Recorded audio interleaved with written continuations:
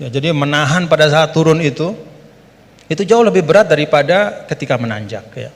Dalam kehidupan ini kita belajar naik dan juga belajar turun. Jadi tarakat itu taroki wa tadani gitu ya. Dan kalau sudah turun ada masanya juga naik. Jadi Gus Baha tadi kenal rektor, nanti kenal kepada Allah lagi, balik lagi kepada niat semula insyaallah. Nah, saya ingin sampaikan nih, beliau tadi sedikit sekali ya, dalam waktu yang sangat singkat, tapi itu menyampaikan hal-hal yang sangat penting ya. Saya nggak tahu nih, dipahami nggak apa yang beliau sampaikan tadi nih? Dipahami nggak? Mulai balaghah, kemudian madah.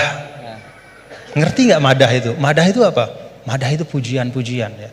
Bagaimana turuku ta'bir ya, asalibu ta'bir ya, bagaimana orang Arab itu mengungkapkan ya perasaan mereka, mengungkapkan harapan mereka ya, bagaimana mereka memilih diksi-diksi dalam komunikasi mereka, itu mewarnai Al-Qur'an.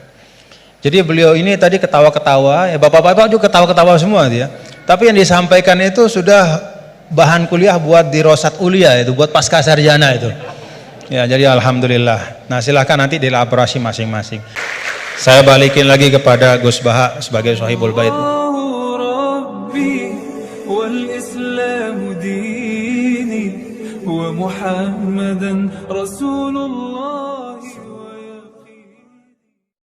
Jadi khasnya beliau itu gini. Tapi hari ini ikroman li rektor, jadi rambut gak kelihatan beliau. Alhamdulillah. Saya lagi mikir-mikir ini naruh topi begini tuh ada sanatnya nggak beliau? Kita mau tahu dari beliau ya. Saya di sini itu Sohibul Bait. Jadi tadi Mas Majdi itu keliru kalau nanti saya ngisi. Saya ini Sohibul Bait, nanti yang ngisi ini. Maksudnya seperti itu maksudnya. Jadi, karena tuan rumahnya saya Pak Warsono. Ya, ini tamu ya. Gimana aja? Oh ya sudah. Kalau gitu dia matbu, saya tabi. Begitu. Kalau gitu kita ikutin beliau. Nanti saya menyesuaikan kepada beliau.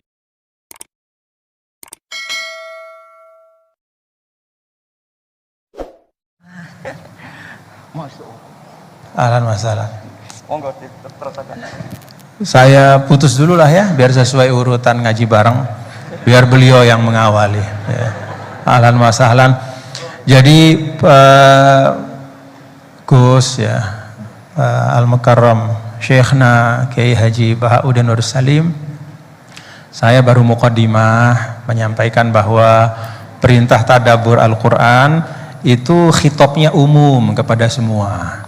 Jadi kita semua diminta memang ngaji bareng Al-Quran ya. Kemudian saya sampaikan yang kedua, bahwa kan beliau ini Syekhna selalu mengajak kita untuk berbahagia dalam beragama ya. Saya sampaikan tadi dalam pengantar Gus, bahwa seorang guru saya Syekh Abdul Qobur Mustafa menyampaikan, kalau bisa diringkas tujuan Islam dihadirkan dalam kehidupan adalah is'adul insan fid darain, supaya manusia yang beragama ini itu bahagia di dunia dan di akhirat ya. Dan saya sampaikan tadi sedikit bahwa kalau ada hal-hal yang membuat kita sumpek di dalam beragama ya, kalau ketika kita mendekat kepada agama itu kok rasanya semakin berat gitu ya, mungkin ya karena keberagamaan kita itu yang disebut oleh para ulama at-tadayyunul ma'kus. Jadi beragama cuman kebalik-balik gitu. Yang penting ditinggalkan, yang enggak penting yang dibahas habis-habisan. Nah, saya pikir dari beliau, dari guru kita nanti kita akan simak ya, ngaji bareng. Karena Gus, saya terus terang nggak ngerti ya ngaji bareng ini awalnya konsepnya kayak apa. Makanya di mobil tadi saya tanya, ini maksudnya masing-masing ngomong aja gitu atau kayak gimana? Yang saya tanya, mal mas'ul bi a'lama minasail, dia lebih nggak ngerti lagi dibanding saya. Dia tengok-tengok gitu. Dia bilang, pokoknya ini katanya terserah nanti Gus Baha mau kayak gimana aja. Oh ya sudah.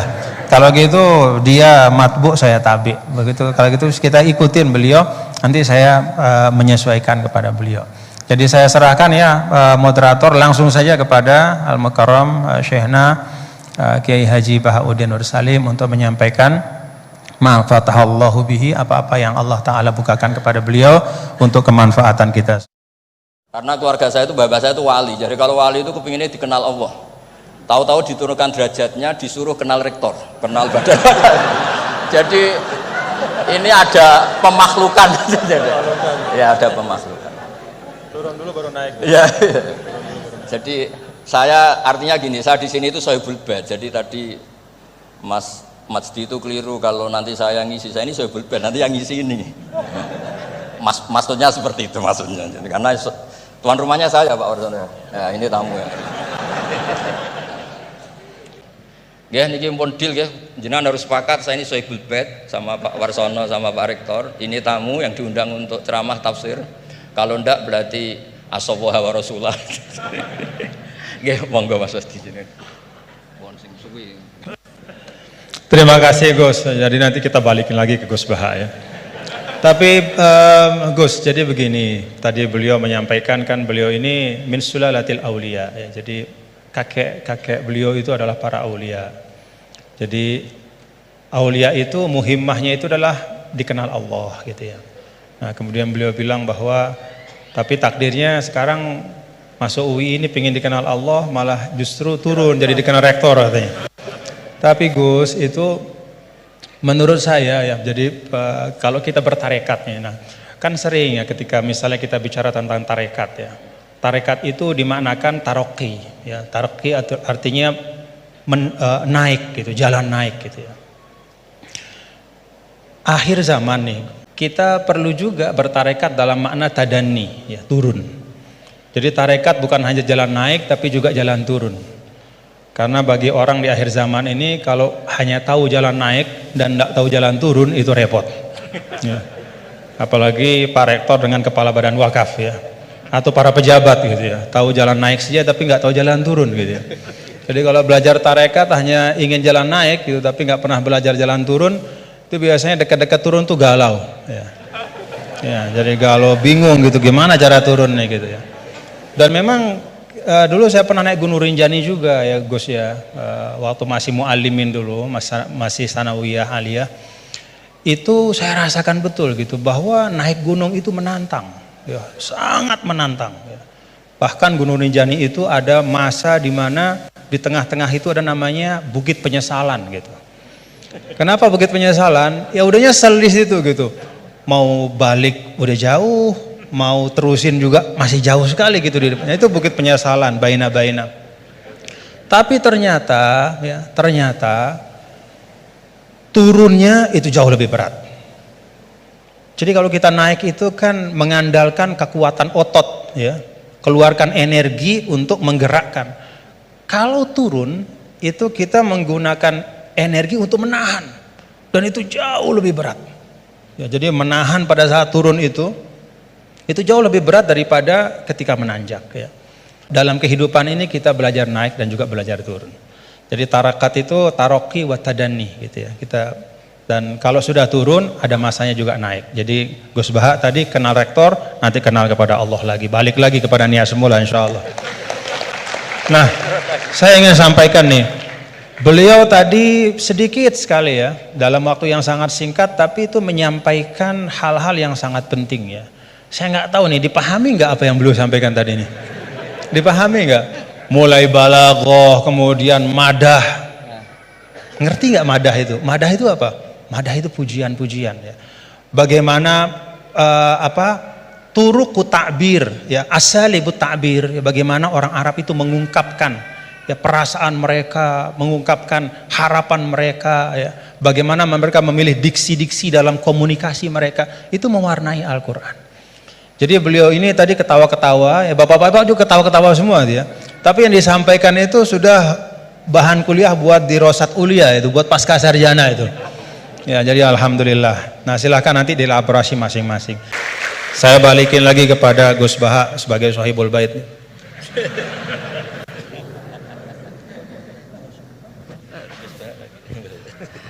Bismillahirrahmanirrahim. Meneruskan konstruksi ayat ya. Misalnya begini, Anda jangan langsung menyalahkan Nabi Adam. Saya ini sering kampanye untuk membela Nabi Adam. Karena banyak kiai yang cerita Nabi Adam itu salah melulu. Nanti kan kita di surga kan nggak perlu ngajukan kredit, nggak perlu punya istri cantik yang minta ke mall. Karena kelebihannya bidadari itu cantik, nggak minta belanja. Sudah gitu di madu juga nggak protes. Tapi kalau di dunia itu sudah minta belanja, di madu protes. Nah, jadi tapi kenapa Nabi Adam akhirnya keluar dari surga dan kita menyalahkan hanya demi kepentingan supaya tadi punya istri cantik, tidak minta uang apa belanja dan boleh dipoligami mau maksudnya.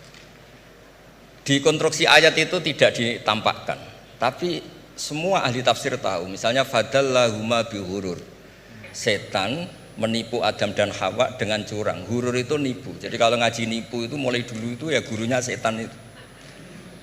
Jadi Nabi Adam itu di surga dengan penuh limpahan anugerah. Buah apa saja ada, makanan apa saja ada, enggak bayar. Tempat mewah leg juga enggak bayar. Kalau Anda di hotel leg sedikit aja bayarnya minta ampun. Akhirnya setan itu pura-pura nangis terseduh-seduh. Akhirnya Nabi Adam menghampiri. Kenapa kamu nangis? Saya ini iba sama kamu, kasihan. Nikmat begini nikmat, pada akhirnya Anda ini mati. Karena Anda manusia, pasti mati. Kasihan sudah senikmat ini kemudian Anda mati. Pura-pura nangis, jadi lama ya nangis, acting itu. Akhirnya Nabi Adam tanya, lalu solusinya gimana? Terus setan tinggal numpangi. Hal adulluka ala syajaratil khuldi wa mulkil la yafla. Kamu mau tak kasih vitamin, makan pohon khuldi. Nanti kalau kamu makan itu terus abadi. Jadi terus setan, Nabi Adam mulai ragu ya, tapi Allah melarang saya makan pohon khuldi itu, syajaratul khuldi. Ya Allah itu haru sama Nabi Adam. Makanya Nabi Adam itu diusir. Ini meneruskan ayat yang dibaca Mas Majid tadi. Diusir tapi disangoni. Dam, secara prosedur hukum kamu harus saya usir karena kamu melanggar. Tapi tak sangoni, lucu kan? Tak sangoni. Kamu baca ini ya.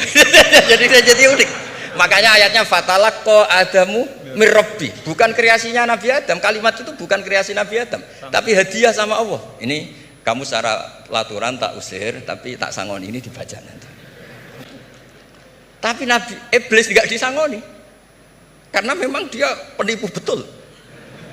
Sudah gitu akting pura-pura nangis, pura-pura ini itu, jadi benar-benar penipu ulung. Makanya sekarang pun kalau penipu itu memang harus sopan, harus nangis, itu cara untuk itu. Karena sanatnya penipuan memang begitu, sanat awalnya memang begitu. Pura-pura nangis, terus pura-pura itu. Itu kan ya agak repot lah, coba lah. Agama ini tidak perlu repot-repot seperti itu. Jadi ini sebagai senior saya kasihan sama Pak Junet ini. Harusnya beliau, nanti yang kena hisab pasti Pak Junet.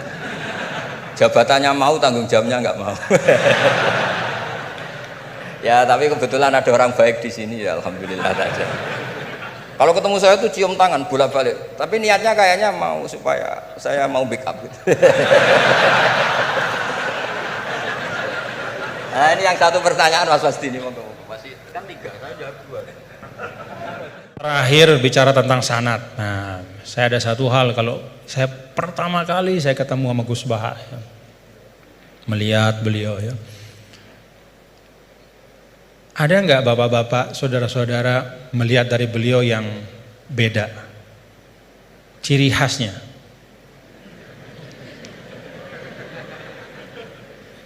Ciri khasnya beliau itu gini. Tapi hari ini ikroman li rektor, jadi rambut nggak kelihatan beliau. Nah, karena beliau ini adalah keturunan dari aulia, dari Lasem ya, dan salah seorang dari Masyayikh di Lasem itu adalah sahabat dari kakek kami dulu, Mbah Maksum Lasem. Ya, beliau bersahabat dengan Nini Da Maulana Syekh Tuan Guru Kiai Haji Muhammad Zainuddin Abdul Majid. Itu biasanya perilaku Lasem itu ada sanatnya gitu ya. Jadi saya lagi mikir-mikir ini naruh topi begini tuh ada sanatnya enggak beliau? Ya. Kita mau tahu dari beliau ya. Doakan mudah-mudahan Gus Baha sehat walafiat dan kita semua diberkahi Allah Ta'ala. Wallahul muwaffiq wal hadi ila sabilir rasyad wa huwal muwaffiq ila aqwamit thariq. Lunas maaf apabila banyak khilafan, kekeliruan.